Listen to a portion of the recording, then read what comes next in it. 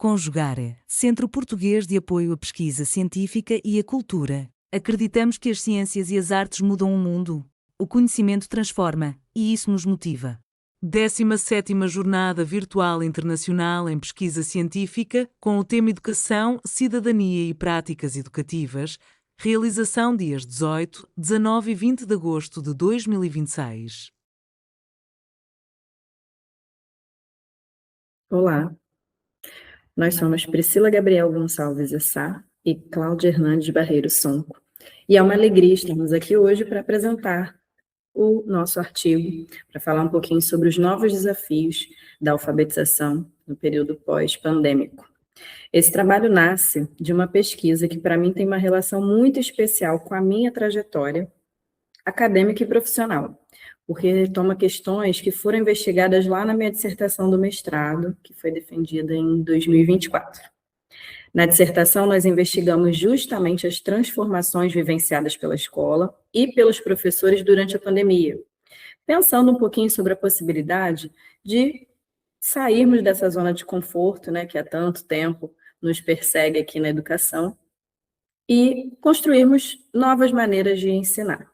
E a partir dessa pesquisa, algumas questões continuaram nos inquietando, né? O que aconteceu com os estudantes que passaram pelos anos iniciais, nesse período da pandemia? O que os professores encontraram quando eles voltaram, né, para o chão da escola? E a partir dessas inquietações, nasceu a minha pesquisa e agora estamos aqui nesse artigo. Nós, enquanto pesquisadoras, temos que voltar um pouquinho nesse tempo, né, para analisar, para compreender melhor os desafios encontrados no período pós-pandêmico. Lá no século XIX, a estrutura da escola, o sistema é criado, né, com tempos rígidos, espaços físicos muito delimitados e os currículos fragmentados. E aí vem, em março de 2020, a pandemia de Covid-19. A OMS declara uma pandemia e em poucos dias as escolas simplesmente fecham suas portas físicas e abrem suas portas do mundo digital que quase nunca era usado. E aqui no Brasil, as escolas fecharam por cerca de 2/3 do ano letivo de 2020. A pandemia não exige novas ferramentas somente. Ela impõe um colapso instantâneo daquela estrutura, daquele sistema escolar que durante muitas décadas exigiu que estivéssemos presentes fisicamente nas salas de aula. E nós não estamos falando só dessa mudança física para o mundo digital, né? É simplesmente reinventar a maneira de ensinar e de aprender em diferentes espaços de aprendizagem, em diferentes tempos de aprendizagem. Não foi uma coisa fácil para nenhum de nós. Então, nós começamos a enxergar a pandemia como uma verdadeira lente de aumento. Por quê? Através dessa crise sanitária da Covid-19, as desigualdades históricas da educação foram reforçadas, elas aumentaram. Como? Através da exclusão social naturalizada, a disparidade do acesso tecnológico, ou seja, alguns alunos com muito acesso, outros com nenhum, e muitas limitações na infraestrutura escolar. Ou seja, a pandemia não criou essas desigualdades educacionais, ela tornou muito mais visíveis e intensos os problemas que já estavam presentes aqui na educação brasileira. Como aponta o sociólogo Boaventura de Souza Santos, que é um dos autores que nós usamos na dissertação, a crise atuou revelando e intensificando abismos que já estruturavam a sociedade. Nós escolhemos, para o recorte dessa pesquisa, os alunos de 4º, 5º e 6º anos. Por quê? Porque eles foram estudantes que vivenciaram aquela base do ciclo inicial da alfabetização, intermediados exclusivamente por telas e plataformas. E quando eles retornam, né, para o ensino presencial, para o mundo que a gente estava acostumado da escola, eles retornam com várias lacunas. Por quê? porque lá naquele momento em que eles deveriam estar consolidando a leitura e a escrita, a escola foi fechada. Então, o nosso recorte, ele se deu por conta dessa peculiaridade que aconteceu nessa fase da alfabetização. Nós queríamos entender como esses alunos estavam chegando nessas séries, né, os alunos dos anos iniciais da educação básica, como eles chegaram lá, tendo vivenciado uma fase tão importante através, simplesmente, das telas. E para investigar essa questão, nós construímos um percurso metodológico que buscou principalmente escutar quem estava vivenciando essa realidade dentro das escolas, ou seja, os professores. E aí, como foi esse percurso investigativo da pesquisa? Nós priorizamos a escolha de profissionais, de professores, né, de redes pública e privada, aqui do Rio de Janeiro, na etapa do 4º ao 6º ano do ensino fundamental, considerando que eles passaram pelo período pandêmico, no período da alfabetização, e nós consideramos professores com diferentes estágios de experiência. Então, tem de professores de 4 a 38 anos de docência.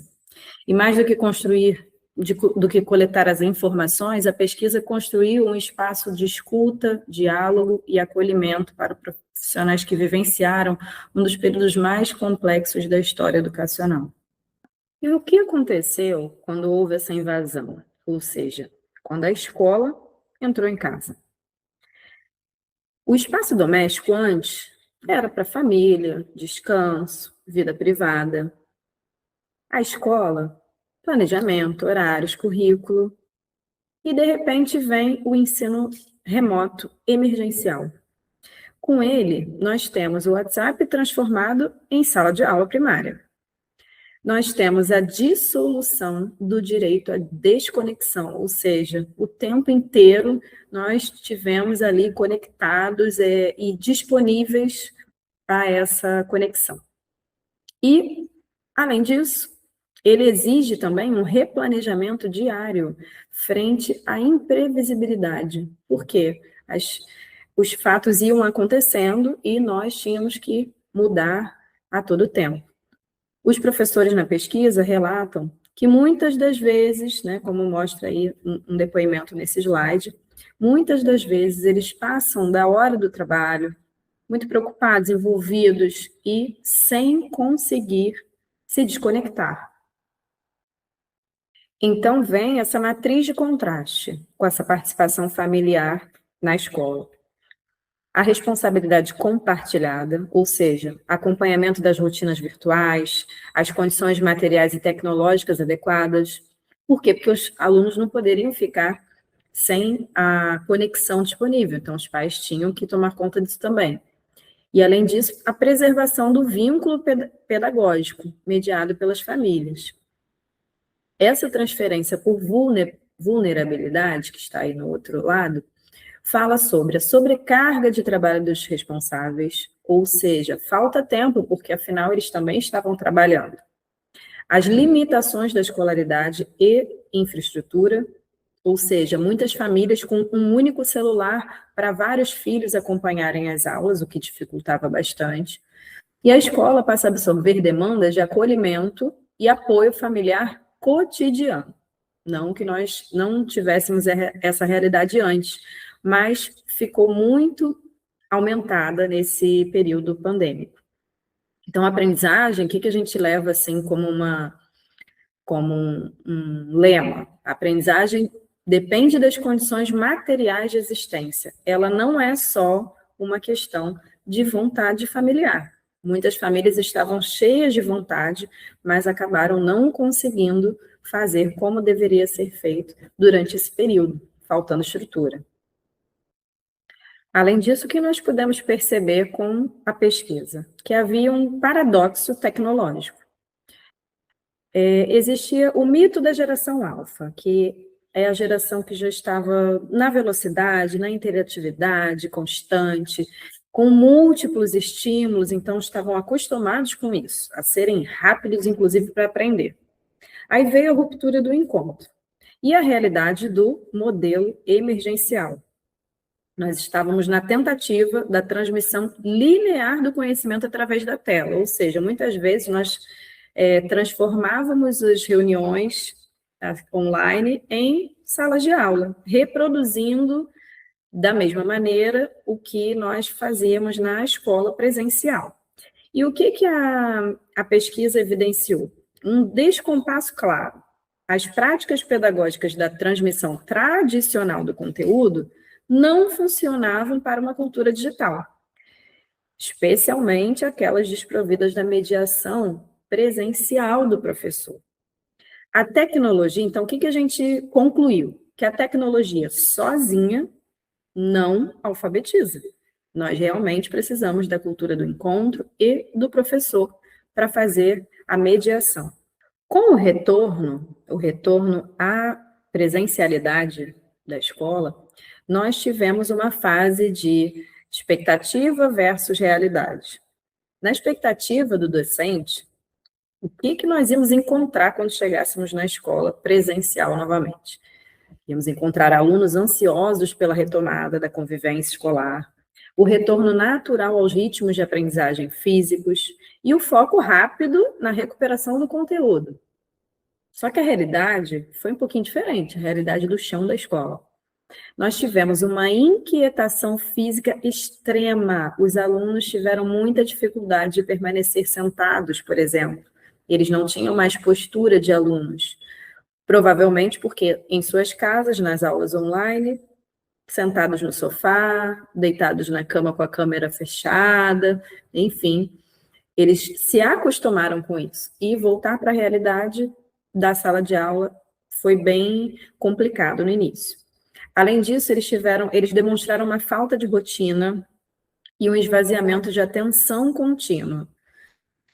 O foco e a concentração dessa geração já são complicados, né? Já são diminuídos, mas a falta de rotina durante o período pandêmico, enquanto eles estiveram em casa, dificultou a volta, a retomada da rotina escolar, e a atenção foi muito prejudicada.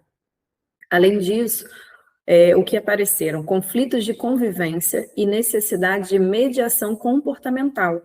E nós entendemos por quê? Porque muitos alunos não conviviam com ninguém, somente com suas famílias durante a pandemia. E aí, quando eles chegaram na escola, houve essa nova aprendizagem, né, de aprender novamente a conviver com seus colegas. E qual foi a nossa matriz diagnóstica, depois dessa pesquisa com os professores?